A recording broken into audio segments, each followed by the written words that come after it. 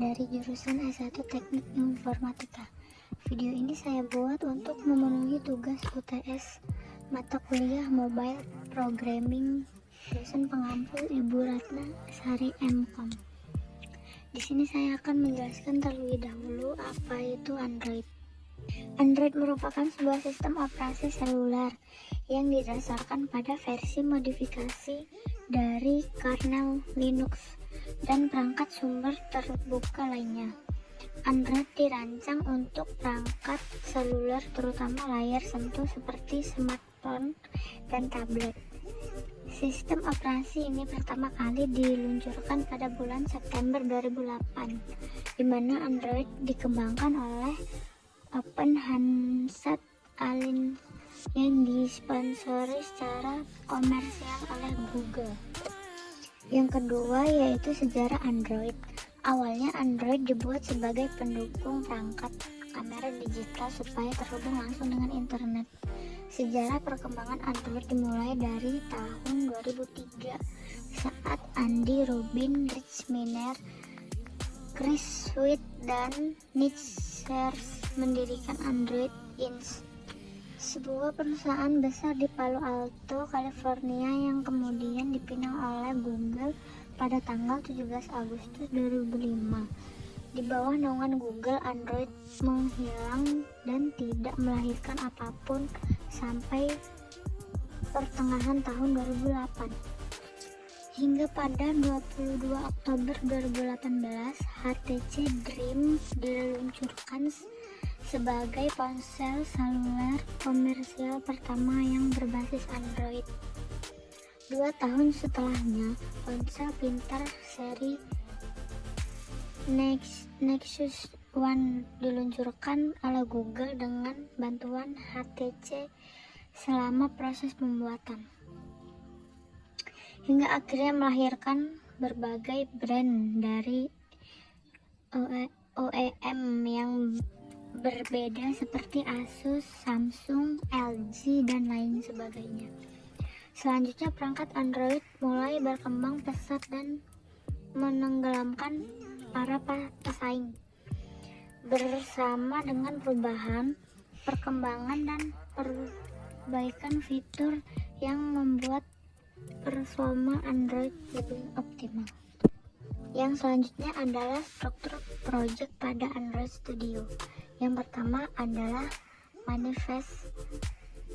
Folder pertama manifest yang berisikan file Android manifest. File ini berisikan komponen dari aplikasi seperti activity, service user, permission, dan lain-lain. Yang kedua adalah Java. Folder kedua yaitu Java yang berisikan file-file yang berisi perintah-perintah yang berekstensikan Java, dan di dalamnya juga ada file kelas activity Java yang ada dalam aplikasi. Yang ketiga adalah REST. Folder ini berisi drawable layout, bitmap, dan values.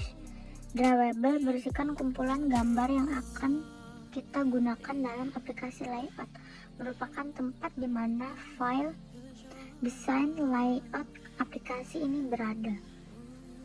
Dan yang keempat adalah Gradle, merupakan build tool yang digunakan untuk menjalankan aplikasi Android Studio. Pada file buildgrad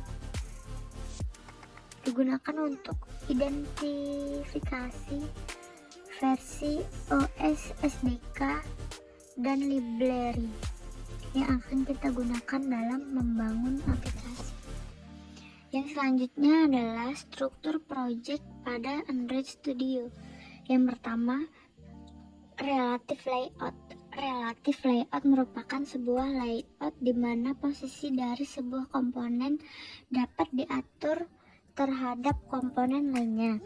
Misalnya, tombol OK posisinya berada di bawah edit text. Kemudian tombol cancel posisinya berada di sebelah kanan tombol OK dan di bawah edit text.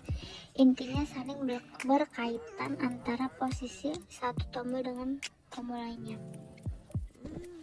Yang kedua adalah linear layout. Linear layout merupakan layout yang memberikan susunan tata letak komponen secara garis lurus, baik vertikal maupun horizontal. Yang ketiga adalah table layout. Table layout merupakan layout yang memberikan susunan tata letak komponen berdasarkan susunan tabel, baris dan kolom, mirip dengan struktur tabel pada HTML. Yang keempat adalah frame layout. Frame layout merupakan layout yang memberikan susunan tata letak komponen yang bertumpukan.